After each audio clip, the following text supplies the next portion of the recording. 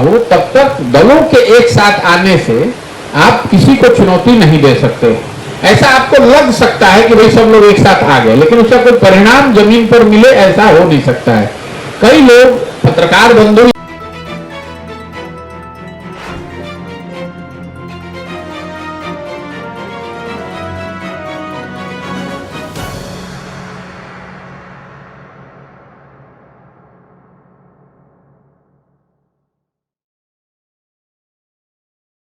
जब तक आपके पास सशक्त कार्यक्रम ना हो तब तक दलों के एक साथ आने से आप किसी को चुनौती नहीं दे सकते।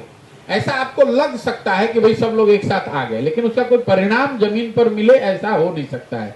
कई लोग पत्रकार बंधु या राजनीतिक टीका टिप्पणी करने वाले लोग 1977 का हवाला देते हैं कि कैसे सारे दलों ने एक साथ आकर उस समय की प्रधानमंत्री इंदिरा जी और कांग्रेस की सरकार को हरा दिया। लेकिन ये आधा सत्य है। अगर इमरजेंसी नहीं हुआ होता, अगर जेपी के नेतृत्व में आंदोलन नहीं हुआ होता, सारे दल अपना भूलकर एक चुनाव चिन्ह पर चुनाव नहीं लड़े होते, तो आपको लगता है कि सिर्फ दलों के मिलने से इंदिरा जी हार जाती? तो अभी आज के संदर्भ में आपको जेपी या उनके समकक्ष उस तरह का कोई लीडर भी ढूंढना पड़ेगा।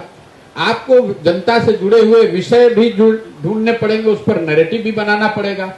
वो दोनों चीज हो तो दलों के मिलने का जरूर फायदा है। लेकिन अगर आपके पास और कई बार पत्रकार ऐसा समझते हैं कि चेहरा होना चाहिए, चेहरा भी होना काफी नहीं, जब सबसे महत्वपूर्ण है मुद्दा होना चाहिए। जैसे देखिए, दूसरा उदाहरण आपको दे रहा हूं, बीपी सिंह के समय भी सारे दल एक साथ मिलकर आए और उन्होंने कांग्रेस की बड़ी ताकत की सरकार 400 से ज्यादा एमपी की सरकार को हरा दिया। लेकिन वो सिर्फ दलों का एक साथ बैठकर कोई अर्थमेटिक अरेंजमेंट नहीं था, मुद्दा बोफोर्स था।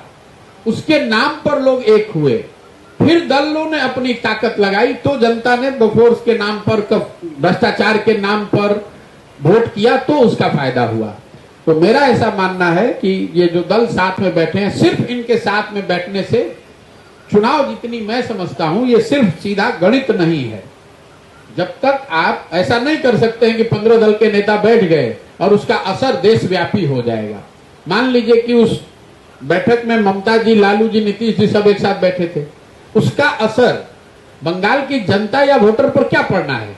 बंगाल का वोटर तो देश के मुद्दे पर वोट करेगा, बंगाल में जो सरकार चल रही है उस पर वोट पड़ेगा। लेकिन देश, वही सारे लोग मिलकर देशव्यापी कोई अगर मुद्दा बना ले, कोई नैरेटिव खड़ा कर दे और उस मुद्दे और नैरेटिव को लेकर तृणमूल की ताकत वहां जमीन पर लगे तो फायदा हो सकता है।